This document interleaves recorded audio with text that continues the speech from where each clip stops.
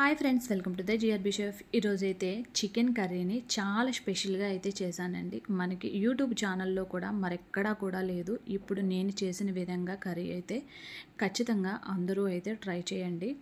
ప్రతిసారి ఇంట్లో అన్నీ ఉండకపోవచ్చండి. అలా లేనప్పుడు చికెన్ కర్రీ చేయాలి అంటే కొంచెం కష్టంగానే ఉంటుంది. అయినా సరే మనమైతే ఇంట్లో ఉన్న వాటితోనే చాలా సింపుల్గా చికెన్ కర్రీ అయితే చేసుకుందాము.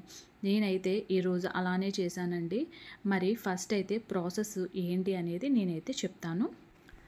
ఇక్కడైతే నేను ఫస్ట్గా 1 కేజీ వరకు కూడా చికెన్ అయితే తీసుకున్నానండి. ఆల్రెడీ నేను నీట్గా కడిగి పెట్టేశాను. ఈ చికెన్లో మనము ఇక్కడ 2 స్పూన్స్ వరకు కూడా కార్న్ఫ్లోర్ అయితే వేసుకుందాము. నెక్స్ట్గా ఒక 2 స్పూన్స్ వరకు కారం కూడా యాడ్ చేసుకోండి. నెక్స్ట్గా 1 స్పూన్ వరకు కూడా సాల్ట్ కూడా యాడ్ చేసేసండి. ఇంకా ఇందులో ఎలాంటి మసాలాలు కానీ లేకపోతే అల్లం వెల్లుల్లి పేస్ట్ కానీ ఆనియన్ పేస్ట్ కానీ అసలు ఏమీ యాడ్ చేయొద్దండి. ఓన్లీ కారం, సాల్ట్, కార్న్ఫ్లోర్ ఇవి మాత్రమే వేసుకోండి. వేసిన తర్వాత మొత్తం అంతా కూడా బాగా కలిపేసేయండి. కలిపిన తర్వాత ఫ్రిడ్జ్లో పెట్టుకుంటే మంచిది. చాలామందికి ఫ్రిడ్జ్ లేకపోవచ్చు. బయట మూత పెట్టేసి బయట పెట్టేసుకుంటే సరిపోతుందండి. ఒక 10 మినిట్స్ అలానే పక్కన పెట్టేసేయండి. నెక్స్ట్గా ప్యాన్ పెట్టుకొని అందులో ఇక్కడ నేను ఫ్రై అయితే చేస్తున్నానండి. చికెన్ ఆల్రెడీ మనం మ్యాగ్నేట్ చేసి పెట్టుకున్న చికెన్ ఉంది కదా, ఆ చికెన్ అయితే ఆయిల్లో బాగా ఫ్రై చేసుకుందాము. ఆయిల్ అనేది ఓన్లీ ఫ్రైకి మాత్రమే ఎక్కువగా పడుతుందండి. తర్వాత కర్రీ మనం చేసేటప్పుడు ఆయిల్ చాలా తక్కువగానే పడుతుంది. మొత్తం ఈ చికెన్ అంతా కూడా మనము ఇలా ఫ్రై చేసుకుందాము. మనకి చికెను బాగా ఫ్రై అయితే ఆటోమేటిక్గా పైకి అయితే వచ్చేస్తుందండి.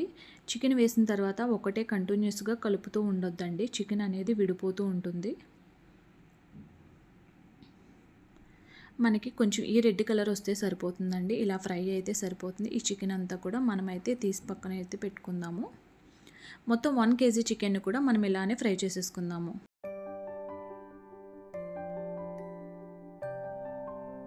నెక్స్ట్గా నేనైతే ప్యాన్ పెట్టుకొని మనము ఆల్రెడీ చికెన్ ఫ్రై చేసుకున్నాం కదండి, అదే ఆయిల్ని నేను ఇక్కడైతే వాడేశాను.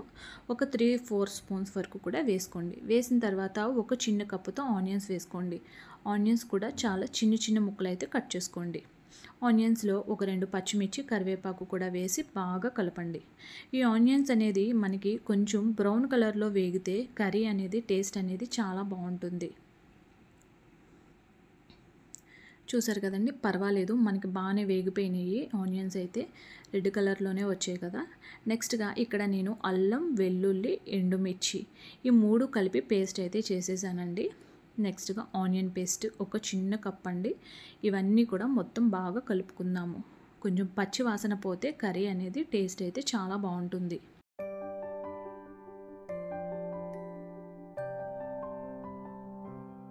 ఇవన్నీ కూడా వేగిన తర్వాత ఒక 2 స్పూన్స్ వరకు మసాలా పౌడర్ యాడ్ చేసుకోండి.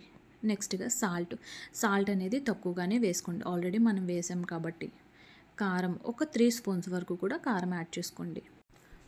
ఇవన్నీ కూడా కారంలో వేగితే కర్రీ అనేది ఇంకా మంచి టేస్ట్ అయితే వస్తుందండి. కారము ఎప్పుడు కూడా ఖచ్చితంగా ఆయిల్లో అనేది ఖచ్చితంగా వేగాలి. చాలామంది కారం వేసిన వెంటనే వాటర్ యాడ్ చేస్తూ ఉంటారు. కారం స్మెల్ వస్తుందండి కర్రీ, అలా చేయొద్దు. మనకి బాగా వేగినాయి కాబట్టి వాటరు చాలా తక్కువగా వేసుకోండి.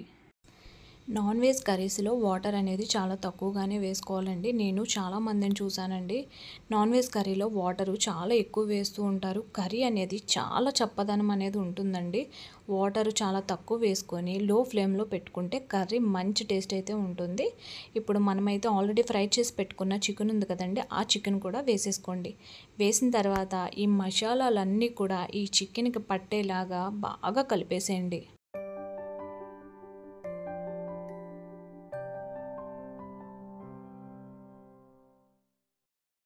ఇలా కలిపిన తర్వాత మనమైతే మూత పెట్టేసి ఒక 10 మినిట్స్ పాటు లో ఫ్లేమ్లో ఉంచుతాము.